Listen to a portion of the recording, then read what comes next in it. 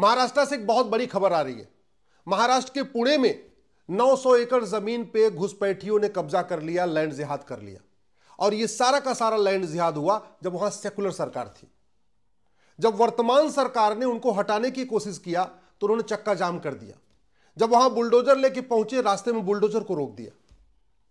और हिम्मत देखिए कि ये सारे के सारे जो घुसपैठिए थे, ये फिर मुंबई हाईकोर्ट पहुंच गए और एक दो नहीं 30 पीआईएल फाइल किया। याद रखिए, वो जो 900 एकड़ जमीन पे कब्जा किया था, आज की डेट में उसकी मार्केट में कीमत लगभग 9,000 करोड़ रुपए है। एक एकड़ जमीन वहां आराम से 10 करोड़ की बिक जाती है। तो यानी 900 एकड़ जमीन पे कब्जा किया तो 9,000 करोड़ रुपए की जमीन पे कब्जा कर लिया। केवल लैंड जिहाद नहीं हुआ, केवल घुसपैठ जिहाद नहीं हुआ, वहां से लब जिहाद भी चल रहा था। वो लब जिहाद का भी केंद्र बन गया था। इनके लड़के जो वहां पे जो बांग्लादेशी रोहिंग्या थे, दिन भर अच्छे अच्छे कपड़े पहन के, उनको फंडिंग आ रही थी, वहां से बाइक खरीद उनको नई नई मिल रही थी और देश के वहां पुणे के शहरों में घूमते रहते थे, कॉलेज के आसपास चक्कर लगाते रहते थे और कोशिश कर रहे थे लब जिहाद की भी। ड्रग्स जिहाद का अड्डा बन गया था। वहां से ड्रग स्मगलिंग का कारोबार हो रहा था। पुणे के बड़े बड़े जो वहां पे बहुत अच्छे अच्छे इंजीनियरिंग कॉलेज हैं, पुणे में मेडिकल कॉलेज हैं, लॉ के कॉलेज हैं, सिम्बायोसिस जैसे प्राइवेट कॉलेज हैं, बहुत सारे वहां कॉलेज हैं। वहां पे ये बांग्लादेशी ड्रग स्मगलिंग का भी काम कर रहे थे। तो लैंड जिहाद हुआ, घुसपैठ जिहाद हुआ, लब जिहाद चल रहा था, ड्रग जिहाद चल रहा था। और इनके जो बड़े लोग थे, ये पूरे शहर में घूम घूम के बाकी झुग्गियों में जा जाके उनको कन्वर्ट करने का भी काम कर रहे थे। तो धर्मांतरण जिहाद भी कर रहे थे। ये जितने घुसपैठिए थे, हर साल एक बच्चा पैदा कर रहे थे, जनसंख्या जिहाद भी कर रहे थे। बड़े प्लान्ड वे में उनको बसाया गया था पुणे की डेमोग्राफी बदलने के लिए। और आश्चर्य की बात यह है कि जब वर्तमान फडणवीस जी की सरकार ने उनको हटाने की कोशिश किया तो उन्होंने चक्का जाम कर दिया, पूरी अराजकता फैला दिया और 30 याचिकाएं फाइल हुई मुंबई हाईकोर्ट में। बड़े बड़े दिग्गज वकील उनके समर्थन में बहस करने पहुंच गए।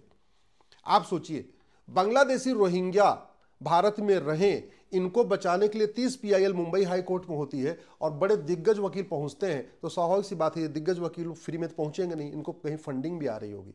और फंडिंग कहां से आती है? खाड़ी देशों से हवाला के जरिए आती है, पश्चिम देशों से एफसीआरए के जरिए आती है। और जो खुद अंदर भारत में ड्रग जिहाद चल रहा है, जो ड्रग स्मगलिंग का कारोबार से जो पैसा आ रहा है, उससे भी इनको पूरा पैसा मिल रहा है। इनको पैसे कोई कमी तो है नहीं। मैं धन्यवाद दूंगा मुंबई हाईकोर्ट के दोनों जजेस को, जस्टिस एएस गडकरी और जस्टिस कमल खाटा, जिन्होंने फैसला दिया कि नहीं, आपने अवैध निर्माण किया है, सरकार ने बिल्कुल सही काम किया। मैं धन्यवाद दूंगा पिंपरी चिंचवाड़ क्षेत्र के विधायक महेश दादा को। महेश दादा ने बड़ी हिम्मत से काम किया। नहीं तो जनरली जो सांसद विधायक जब वोट के चक्कर में ऐसे काम करते नहीं, महेश दादा ने पूरा का पूरा अपना दम लगा दिया। महेश दादा ने पूरी अपना पूरा परिश्रम लगाया कि ये झुग्गी खाली हो और झुग्गी यहां से हटे। और अब मैं धन्यवाद दूंगा माननीय फडणवीस जी को कि उन्होंने प्रशासन को बोला कि हाईकोर्ट का आदेश का पालन करो। हाईकोर्ट के आदेश पे पूरा मनसा वाचा कर्मणा पालन होना चाहिए और अब वो 900 एकड़ जमीन खाली हो गई है। ये घटना केवल पुणे की नहीं है, ऐसे आपको हर जिले में एक एक दो दो झुग्गियां मिलती जा रही हैं। हर जिले में एक एक दो दो झुग्गियां बन रही हैं।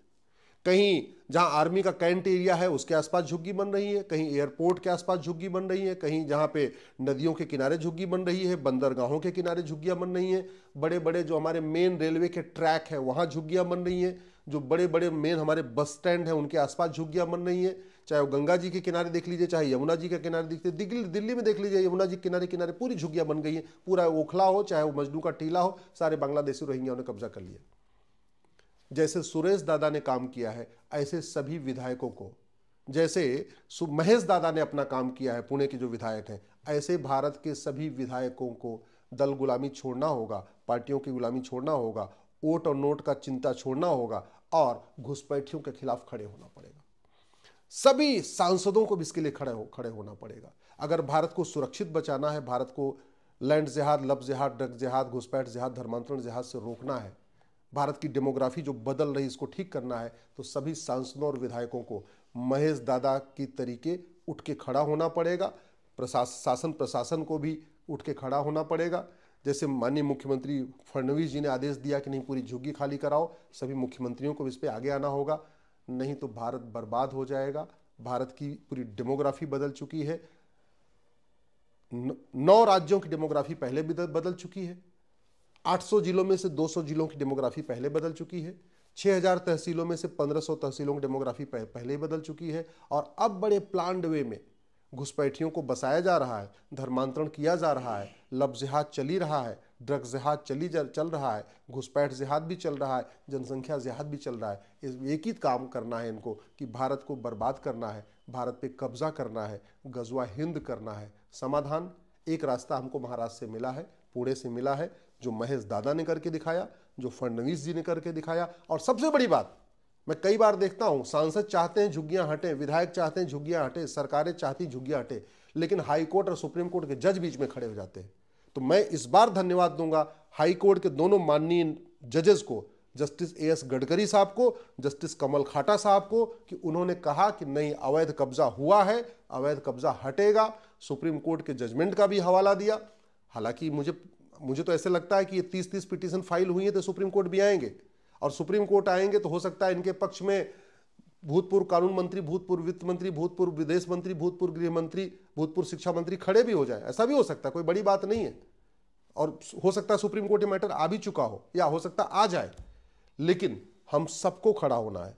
जहां तक कुछ लोग जो झूठ फैला रहे हैं कि नहीं वो जो झुग्गियां थी वहां पे उसमें कुछ हिंदू भी थे, तो ये उन्हीं की साजिश थी।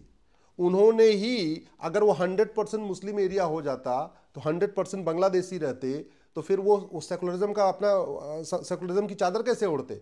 उन्होंने जानबूझ के कुछ और झुग्गियों में जो हिंदू रह रहे थे उनको भी लाके वहां बसा लिया था, जिससे कि कल को तोड़ा जाए तो हम कहें अरे ये तो हिंदुओं का भी घर तोड़ा गया। अरे भैया, अवैध निर्माण होता है, उसमें ऐसे नहीं कर सकते कि अवैध 900 एकड़ जमीन पे कब्जा हो गया है तो अगर 900 परिवार बांग्लादेशी हैं तो 10 परिवार उसमें हिंदू हैं तो उनको छोड़ दिया जाएगा। जब शासन प्रशासन काम करता है तो किसी का चेहरा देख के नहीं करता, फिर ये नहीं देखता है वो अवैध निर्माण था, उसको हटाना जरूरी था। फडणवीस जी को धन्यवाद, हाई कोर्ट के दोनों जजों को धन्यवाद, पिंपरी चिंचवाड़ के विधायक महेश दादा को धन्यवाद, और बाकी सारे सांसदों विधायकों से निवेदन है कि अपने अपने क्षेत्र में झुग्गी बस्तियों को पहचानें, सभी पार्षद प्रधान भी इस काम पे लग जाए और भारत को सुरक्षित बनाएं।